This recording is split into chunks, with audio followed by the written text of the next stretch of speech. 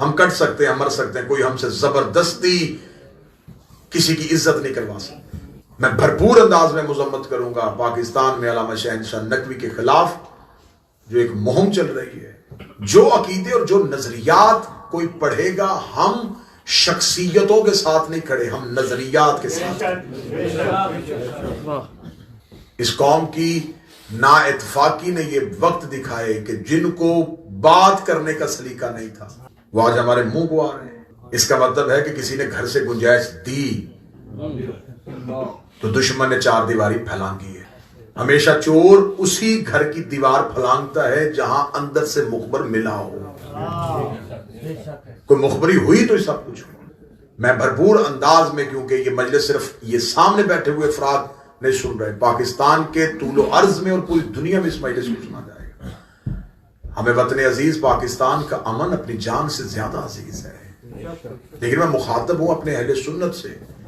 ایک عرصہ دراز سے ایک تکفیری ٹولہ اہل سنت کے جذبات کو ابھار کے اپنی من مرضی کے مقاصد حاصل کر رہا ہے۔ وہ مقاصد کیوں حاصل کیے جا رہے ہیں؟ جان بوجھ کے کل تک تو یہ آپ کی جان کے دشمن تھے، جو آج آپ کے سگے بنے ہوئے ہیں۔ میرے اہل سنت بھائیوں، ذرا تھوڑا بیدار کر کے، کل تک تو یہ آپ کو مزاروں میں بم دھماکے کر رہے تھے، یہ آپ کو صلی اللہ علیہ کا یا رسول اللہ نہیں پڑھنے دے رہے تھے، یہ یا رسول اللہ مدد نہیں کہنے دے رہے تھے، یہ درود کے منکر تھے، یہ آپ کو کہتے تھے کہ کوئی اللہ کے علاوہ مدد نہیں کرتا۔ آج یہ آپ کے عقیدے کے سربراہ بن کے آپ کی سربراہی میں جو وطن عزیز میں ایک دہشت گردی کی لہر دوڑا رہے ہیں، یہ ایک سوچی سمجھی سازش ہے۔ میرے ملک نہیں، گرد و نواح کے خطوں میں تبدیلیاں ہو رہی ہیں۔ صحافی بیٹھے ہوئے ہیں، دانشور بیٹھے ہوئے ہیں۔ جب خطوں میں تبدیلیاں ہوں تو ملک کی خارجہ پالیسیاں تبدیل ہوتی ہیں، ٹھیک ہے، لیکن میں دبے ہوئے لفظوں میں بات کہہ دوں گا، ہم اربوں کی حکومت پاکستان میں نہیں آنے دیں گے۔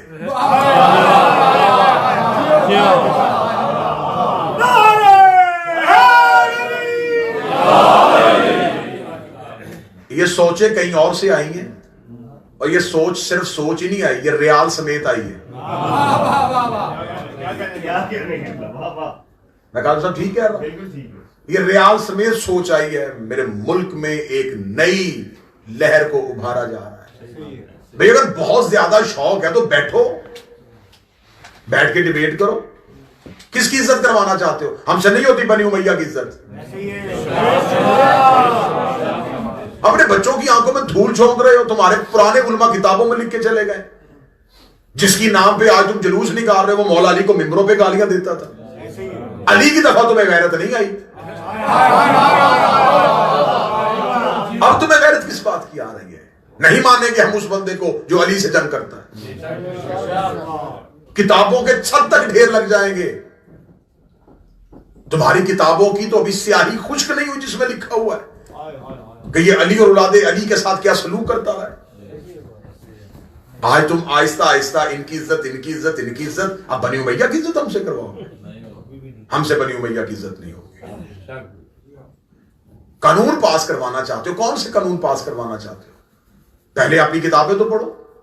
صحابہ کو نام ماننے سے نہیں بندہ کافر ہوگا، اسے سزائے موت ہوگی۔ ان صحابہ کا کیا کرو گے جو آپس میں ایک دوسرے کو نہیں مانتے تھے؟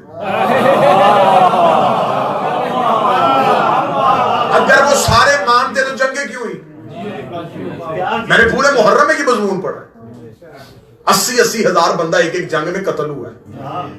اب انہیں کیا کہنا ہے؟ شہید کہنا ہے یا قتل کہنا ہے؟ ایک مدینے سے نکال رہا ہے، ایک مدینے سے نکل رہا ہے، جو نکل رہا ہے وہ بھی صحابی ہے، جو نکال رہا ہے وہ بھی صحابی۔ خالد بن ولید مالک بن نویرہ کو قتل کر رہا ہے، جو قتل ہو رہا ہے وہ بھی صحابی، جو قتل کر رہا ہے وہ بھی صحابی۔ بعد میں کہتے ہیں جی وہ ان لوگوں کی بات ہی، ہم کون ہوتے ہیں؟ آپ کوئی نہیں ہوتے، ہم ہوتے ہیں۔ آپ سے کوئی نہیں ہو سکتی، ہم ہوتے ہیں۔ حضور ہم کریں گے بات، جو حق پہ ہے ہم اس کا ساتھ دیں۔ اہل بیت حق پہ تھے، حق پہ ہیں، حق پہ رہیں گے۔ خبردار وطن عزیز کا امن خراب کرنے کی کوشش نہ کی جائے۔ چند ٹولوں کو سڑکوں پہ لا کے احتجاج کروا کے ہم یہ کر دیں گے، ہم وہ کر دیں گے، ہم وہ کر دیں گے، اخیر بیٹھنا ہے تم نے کہیں نہ کہیں۔ پھر منحوس مولوی کی کل یا پرسوں کی پریس کانفرنس ہے، جی علی ولی اللہ اذان میں کہتے ہیں کہ دہشت گردی۔ میں تمہیں علی ولی اللہ تحفظ الشیرہ میں دکھاتا ہوں، تم مجھے صلاۃ و خیر من النوم دکھا۔ بھئی اذان میں اضافہ کس نے کیا ہے؟ ہم تو یہ باتیں بڑے امن کے ساتھ کرنے والے لوگ تھے، لیکن مجبور کیا گیا ہے۔ اگر علی ولی اللہ اذان میں اضافہ تمہیں دہشت گردی لگتا ہے تو تم نے تو خود یہ بات اصول میں لکھی ہوئی ہے کہ جو کام نبی کی زندگی میں نہ ہوا ہو اور بعد میں ہو بدعت ہوتا ہے۔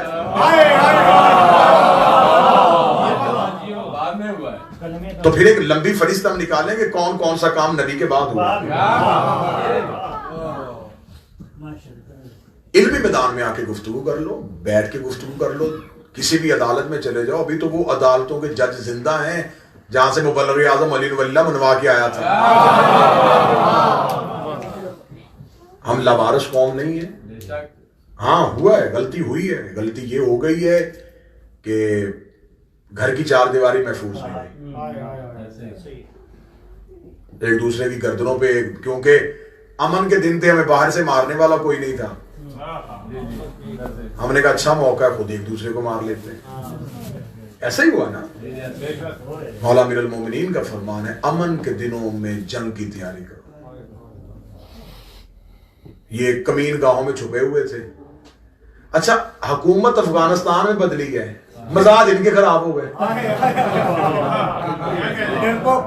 بھائی حکومت ان کی تبدیل ہوئی ہے، تمہاری گردن میں سریا کس بات پہ آ گیا کہ ہم کیا بن گئے؟ آپ کچھ بھی نہیں بنے، آپ وہی ہیں جو پہلے تھے اور آپ وہی رہیں گے جو پہلے تھے۔ یہ بات میں صرف کیونکہ آپ کا تو یہ ٹاپک ہی نہیں ہے، لیکن میں بات جہاں پہنچانا چاہتا تھا وہ بڑے اچھے طریقے سے پہنچ گئے۔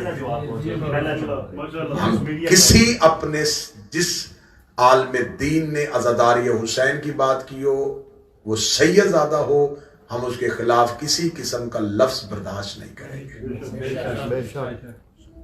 علماء میں، خطبہ میں، ذاکرین میں، ماتمیوں میں ہمارے اندرونی اختلافات، ہمارے ہلکے ہلکے نظریات کے اختلاف ہیں، ہمارے عقائد کے اختلاف ہو سکتے ہیں، لیکن ہمارے مذہبی اختلافات نہیں ہیں۔